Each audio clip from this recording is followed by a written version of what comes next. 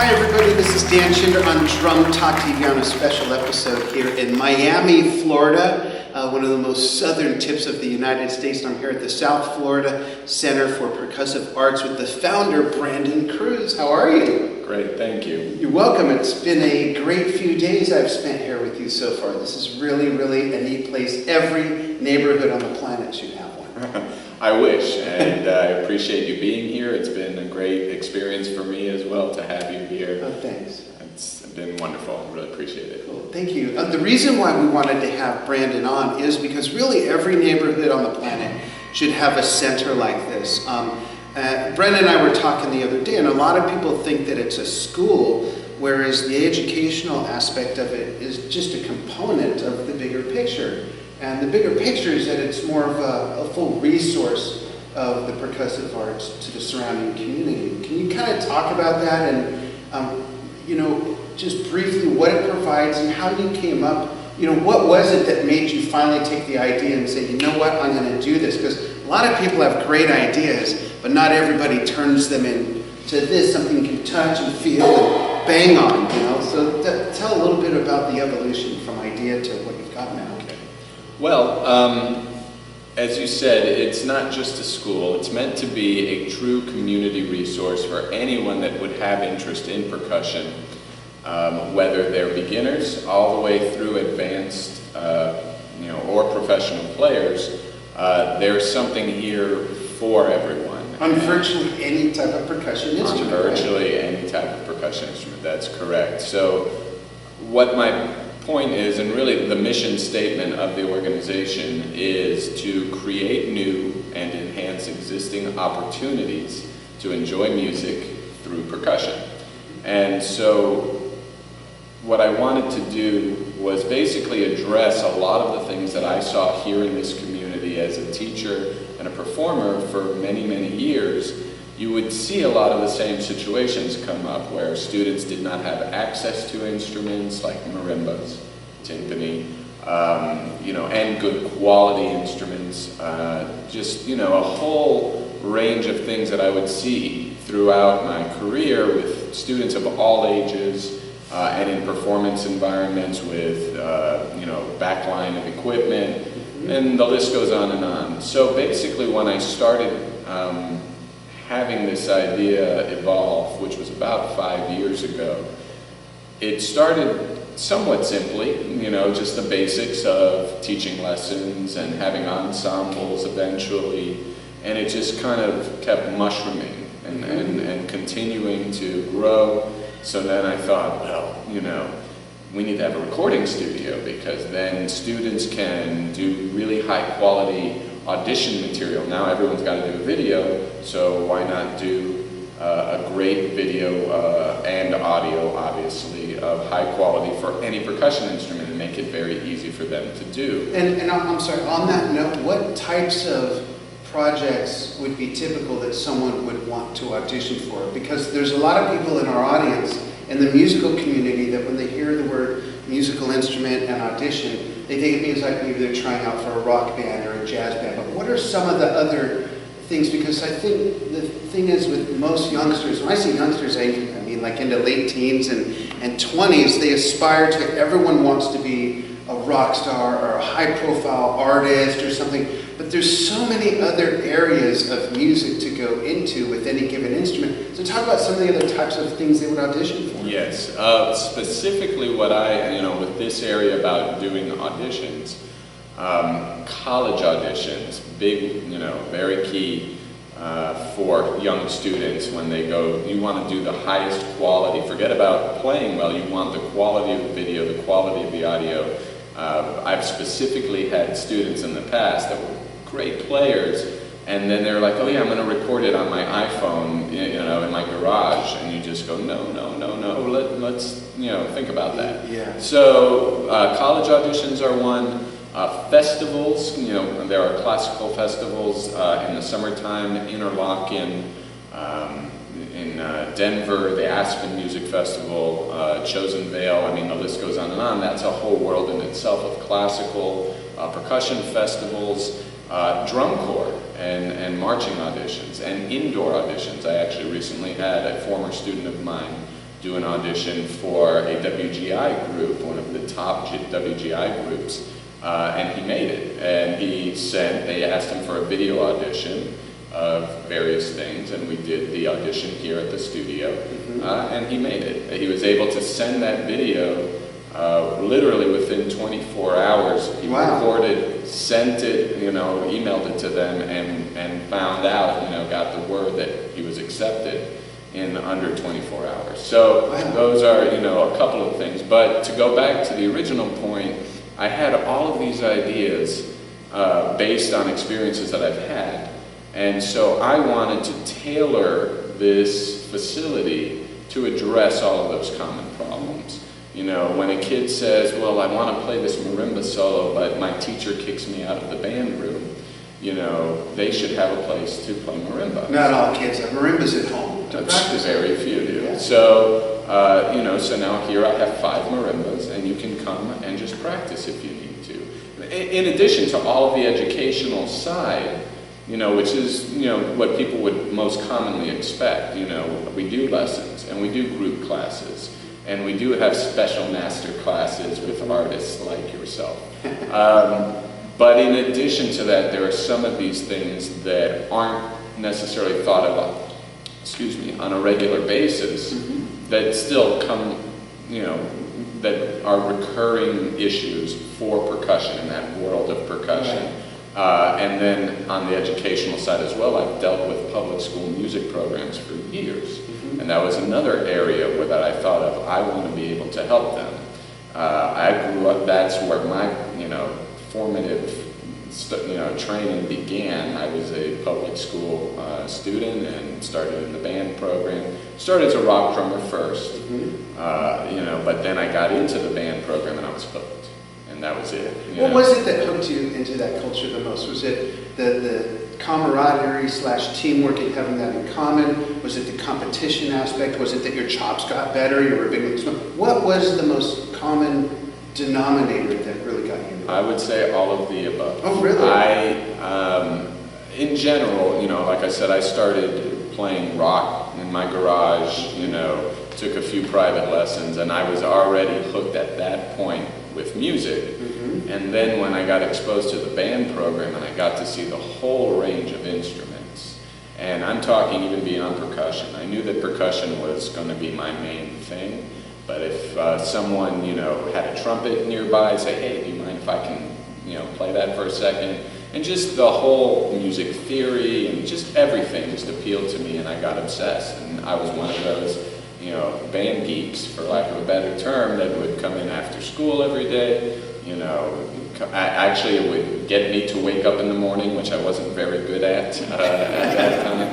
And, I just enveloped myself in everything. That's one of the best parts when you start learning music, is you're a sponge. Yeah. And you get to, everything is new and exciting. And, even when I finally learned how to do a buzz roll the right way, it was like, oh my God, Because we hear it, but then when you do it, it's like, whoa, that's how to do that. Exactly. You get excited about, and it's very simple, when you look back at it, but they're huge milestones when you're figuring these things out. And I came late to the party because I started when I was about 14 and a half. My mother tried to get me started much, much earlier, and I wasn't that interested. And then, it hit me, in 10th grade going into 11th grade. So being a product of public school, that was another area when I started to evolve this, this idea of, I want to, and besides the fact that I also already worked as an individual with many public school programs, high schools, middle schools, and so I was already networked in with many of the music teachers in this area, and I knew the problems or the difficulties that they face as well. So that was another part of my mission, to enhance existing opportunities. So I wanted to try to make their life easier. Right. So you've got the public school aspect, you've got the professional aspect where we have a recording studio, we have rehearsal space, for anyone that needs it. We have the educational aspect for the general community, not the formally trained, but with drum circles and with, just an opportunity for kids to just get exposure to drum. Besides the room we're in, where I did a master class, we did some drum circle stuff, and I mean, there's enough hand percussion instruments here for, 100 people or so probably. There's 20 drum sets here, and some of them are all in one room where they do a Friday night drum jam, and you don't have to qualify, you just have to be here, right? That's right, no experience necessary. If they're 5 years old, and we will get them to play, something, and you'd be surprised. I mean, people that walk in here and say, I can't play drums, and trust me, give me 15 minutes. And, it's amazing. And then you can't get them to leave. Yeah, and I think, and this, I'm going to say some things that some of the people here watching the interview heard me say in the master class, but it's not because drums are so easy. Oh no. But rhythm is innate in us. It's part of our genetics. Our heart beats to a rhythm, and when that rhythm's off, the doctor worries there might be something wrong. So it is easy to just sort of do the simplest things to some degree and just be a part of what drums can do. I mean, look what Remo Belli did with, drumming for health and, all of that. There's a whole global program now designed around that. It's amazing what it does for people with Down syndrome and cerebral palsy, autism, the elderly. I mean, it goes on and on and on. It really does. Actually, just to chime in on that, that is an area that I want to continue to pursue. I have been able, we did a special needs picnic for a nonprofit organization earlier this year, and one of the greatest parts of that, for me personally, and actually Curly was there along with another intern, we were playing with a group of people, and everything was great, and then it slowed down for a little bit, and I was off to one side working with one of the younger children, maybe 8 years old. And then a little boy with Down syndrome, probably 7 at the most. He had been playing earlier, and he came back, and his father sat kind of behind him, and he sat right next to me, and we both had hand drums. And he was there, and he stopped me for a second. He just kind of like touched my hand. He's like, And then he went. I don't know if you saw this. Yeah, he went, and he was like, and all making these signs, and then we would play, and then he'd stop me, and he would do it. And at first, I didn't quite get it, but then his father said, "He's copying you. Yeah. He's mimicking what you were doing earlier." Right. And we played, and I just really, really enjoyed it. And then he just got up and, walked out like, okay, see you later. But those moments, and whether it's special needs, whether it's general community coming in here on our Friday night drum jam, and getting to watch someone experience that for the first time, I mean, that's what gets me up in the morning. Yeah. That's part of, the many reasons. Yeah, we've talked about all the organization is a 501(c)(3), it's a nonprofit, which doesn't necessarily mean that it has to be broke. That's what a lot of nonprofits make the mistake. No, seriously, they think that means they shouldn't have money, and that's not what a nonprofit is, but we've talked about some of the business aspects, all the things, because it's still a business, all the things that come with designing and maintaining a facility, and you've got a rental department, you're renting stuff out, and there's so many things that go on that are part of the day-to-day business, just like Drum Talk TV. I don't just wake up and go interview people every day. There's so much more. It's the easiest part of the job. Just like what we did tonight is the easiest part of your job. But it's also the part that is why you created this and what makes you happy. It's the meaning of it all, right? Absolutely. I mean, I did not even realize what I was taking on. I knew it was going to be a challenge. I knew that it wasn't going to be easy. I knew that it was going to take a very long time. It took, 3.5 to 4 years from idea to the point where we were opening the doors on August 11th of 2013. Mm-hmm. Yes. And it's amazing what's here. Just look at the images I'm dropping in of what goes on here. I want to ask, while they're seeing some of that, what has been the biggest challenge? What's been the easiest surprise success to it all?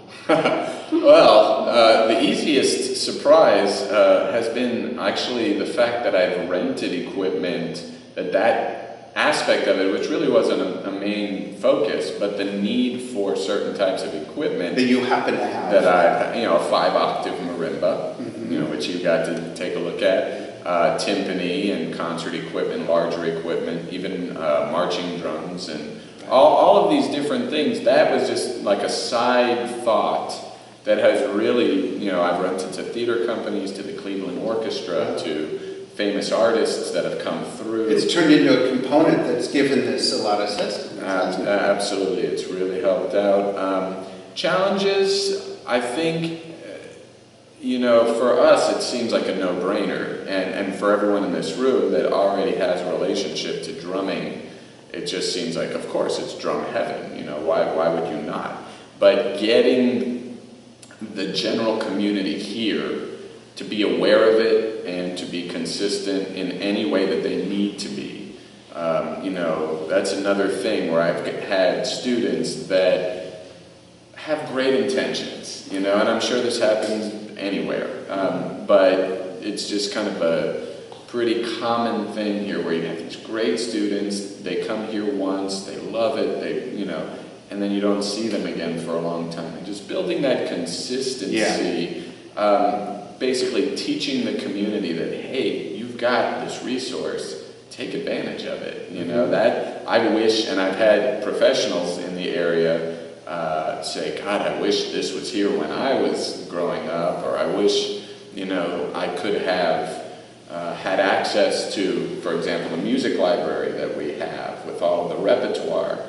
God, I wish that would have been around when I was studying. And so it's a matter of letting the community know and getting them to be aware of how good of a resource it is for them. What the value is and what the because and not to get on a soapbox or anything, but in my day,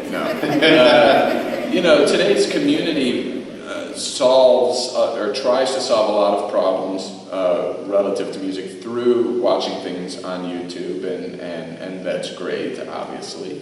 But certain resources and coming to see artists like yourself in person, getting to experience that human interaction is something that I think a lot of young people in today's generation not necessarily discount, but it doesn't have, because they're just automatically programmed for the electronic side of things. The virtual, just seeing it on a screen. Yeah, so it's one thing to see Steve Gadd or Terry Bozzio or, name your favorite drummer. It's one thing to say, I can just go online and pop, video on and watch them. It's another thing to say, oh my God, Horacio Hernandez, was here, and I watched him, 5 feet. I was sitting 5 feet away from him while he just did this amazing drum solo. Mm-hmm. Those are the types of things that young people don't generally realize until afterwards, like how important of an impact that it would have. So that's part of what I'm struggling with as far as a challenge. Is getting the community to realize, and we've had some great events, and it's like, why are there not 500 people here? I mean, obviously that, that's a lot, but, and again, some of these people that have been here for a long time can be witness to that. When you see some of the artists that have been here, local professors, they don't even have to be huge names, but they're really strong artists, and you get to be right in front of them. That has a value to your growth that it's hard to quantize or it's hard to express. But it's valuable, and I'm going to keep trying to create those opportunities for as long as as long as I can keep these walls going. In closing, since facilities like this are so rare. I mean, I live in Las Vegas. I don't know of anything like this there. I grew up in Los Angeles in the San Fernando Valley, and I played all through Hollywood and LA all through the late 70s and 80s, and I don't know of anything like this now. If there is something like this out there, I apologize that I don't know about it, and let us know. We'll come to an interview and feature your facility, because it is unique. But let me know as well. Yeah, we can learn from each other. Yeah, exactly, and that's what I was going to say. For anybody around the country, around the world, what are the two biggest pieces of advice you could give them to make something like this happen? What are the two most important things they need? Patience and persistence. Patience and persistence. Okay. Yes, I've actually been approached from people all over the country at different occasions that have said, I have a similar idea, or I've a person in Utah, a person in Massachusetts, a person in Argentina, a person, this has been again another aspect that I didn't even realize when I started this whole idea, that it would reach to that level, and hopefully it'll continue to grow. And those are the two things. And obviously, that sounds cliche, and it can apply to any idea or vision or dream. It's not just about drums necessarily. Right. But any goal that you have, and obviously you know this as well, because you're going, you're doing it too. If you have an idea and you stick with it, and there will be changes and adjustments throughout the path, but if you have an idea and you're patient to let the process take its time, and you're persistent to stick with whatever the core, point is, it really will happen. It'll happen, yeah. It really will. It's so cliche, but It's not really, though, but I understand what you mean. It's not that it's cliche, but it's universal. It does apply to anything, any business, or to get a degree, educationally, or anything you aspire to. Yeah, I guess you need those things. Yes. For me, persistence is just a nice way of being stubborn. That's a nice way to say. Or, to me, I was thinking of it in a driven sense. That driven is a nicer way to put it. I just think, and again, things will change and adjust as you go through this process, and trust me, people will, that care about you or that believe in what you're doing will give you suggestions, will be helpful. Whether you want them or not. Does that happen to anybody? In your band or at home? Exactly. But again, as long as you stick with the core idea, concept that you're dealing with, and you're patient enough to see it through, that was another aspect of this where, there's been many nights, where I would get, lay in bed and just think like, God, what am I doing? What am I doing? I said that last night. I said, what is he doing? No, just kidding. No, but it's almost, I think we wouldn't be normal, well, not that I'm normal, but one would not be normal if they didn't question what they've gotten themselves into. And you know that you're doing the right thing when you have something that goes through your head that says this definitely comes from the careful what you ask for department, because if you really do it right, if your intentions are right, you have that persistence and patience, it will happen. And sometimes it happens to a magical surprise even quicker than you imagine, and then that's where it becomes hard to keep up with and manage it to a degree, and where you got to be flexible and adapt to all these changes that Brandon's mentioning in any business, or again, I think any goal that we aspire to. It's not always going to happen. It's not going to be those stepping stones. You got to go there and jump and do a hop and twist and pick your ear and whatever needs to be done along the way. But the thing is that you adapt and you do it. If you want it bad enough, you do it. There's so many people that give up on something like this or their dreams because they realize, oh, there's effort involved. Absolutely. Or I'm not adaptable, or they might not say that consciously, but that might be a reason. why it doesn't work out? Oh no, there's definitely obstacles. There will always be obstacles, and as someone has said to me, and I'm sure it's been said many times, nothing worth doing is easy. Yeah, and, absolutely. If you really believe in it, whatever that idea is, and something else that I've kind of thought about, which again sounds cliche, but there's space on this earth for everyone to do what they want. Yeah, absolutely. And there are a million great drummers and great educators, not a million, but there's 1,000,003. We just found 3 more on Joe Talk. There's 1,000,003. Okay. And 2 of them are in this room. I don't mean us. They're definitely out here. But there's enough space, and that's another thing that motivated me. And for example, I intend eventually, one of the projects is to put on online videos, educational. Some can be short. It's all areas of percussion, and I think we did, discuss this as well, where there are several resources out there already, but why not me? If I feel that I can put out something credible and something of quality that will benefit any segment of the population, then I will be happy to help that segment. And there's enough people out there in the world that they'll find their group, and then the people here in Miami or other people that connect with us will be able to use our resources. But why not? Yeah, exactly. That's something Brandon said to me when we first started talking and getting to know each other.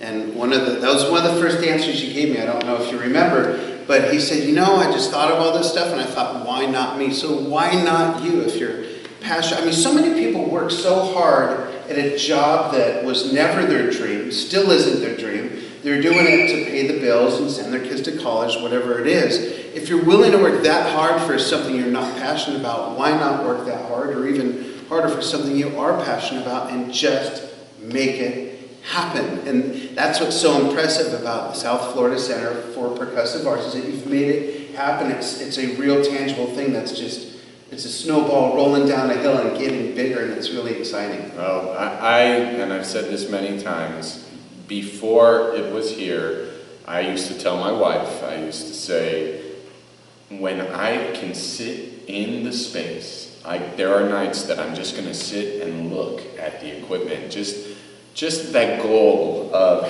having the facility that I dreamt about, for so long, and the process to get there. Yeah. And the fact that I'm sitting here in the facility speaking to you, that I've had in just a short 15 months, amazing artists that I would have never dreamed I would even talk to, much less have them perform in my facility. And just the goal, seeing the goal realized, is still, I tell people I pinch myself every night or every day when I wake up, because it's one thing to think, okay, I can achieve this. It's another thing when it tangibly is when you're happening, there. Yeah. And when you're in that process. And I still have many miles to go, and many ideas and projects that I want to accomplish with this. Mm-hmm. But I can't believe I've even gotten this far. Yeah, because some people never find their mountain to climb. Mm-hmm. And where's the adventure in that? Exactly. I think, you have a certain amount of time on this planet, and why not again? Absolutely. So they do community events here. They do rentals. There's a recording studio. If you're a professional musician or a professional percussion music educator, and you'd like to do what I did earlier today, do a master class or do a drum circle or anything, all the information's magically right here on the screen. Not just to get in touch with Brandon and his staff to set those things up, but also follow them on Facebook, support them. Again, it's a nonprofit, it's a 501(c)(3). Buy a shirt online. Every little bit helps with organizations like this. And if you're in the South Florida area on vacation or you live here, come on by. It's an amazing place. Whether you play or not, just come on a Friday and have fun. And I really appreciate you having me here to be able to do this with you. It's been great. It's been my pleasure, and thank you for taking the time in your incredibly busy schedule, I know, to make it all the way down here to my corner of the world, and to help, show support for what I'm doing down here. Absolutely. Thanks so much. Really appreciate it. Thank you. And thank you, everybody, for watching Brandon Cruz and myself here on Drum Talk TV. And go ahead and follow them at the links on your screen and poke around our site and see more interviews with your favorite artists, educators, and manufacturers of drum gear on drumtalktv.com. Thanks.